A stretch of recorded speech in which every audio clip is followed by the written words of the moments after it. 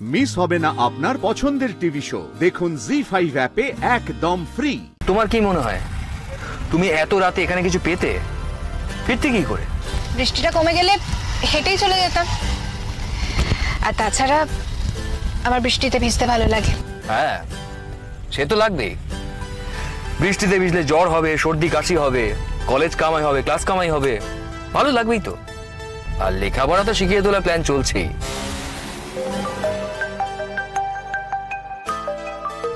দিদি ভাইয়ের ফোন। ঠিক আছে, তুমি কথা বলে আমাকে দাও, আমি কথা বলবো।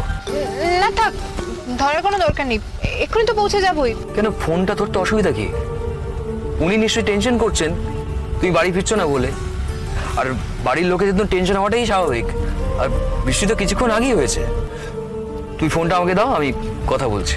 না থাক, কোনো দরকার নেই, আমি বলছি তো, আমি বাড়ি গিয়ে কথা বলে নেব।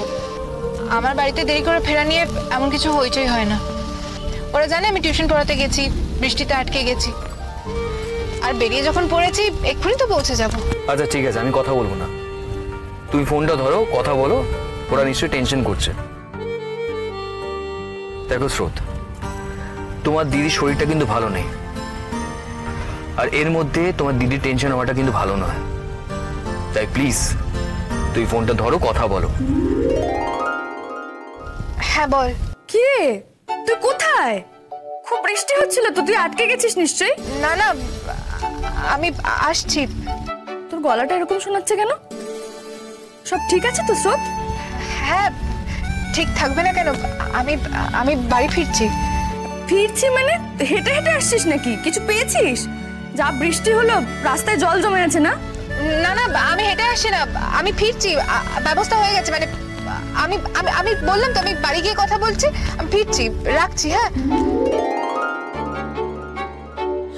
আরে শোন। চাপ বাবা, তোর গলাটা কিরকম যেন শোনালো না? কেমন তাড়াহুড়ো করে ফোনটাও কেটে দিল। সঙ্গে কি কেউ আছে?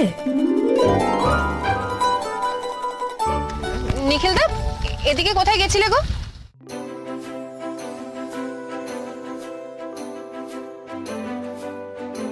ও, কায়দা করে বেশ জেনে নেওয়া হলো ওদিকে আমি কেন গেছিলাম।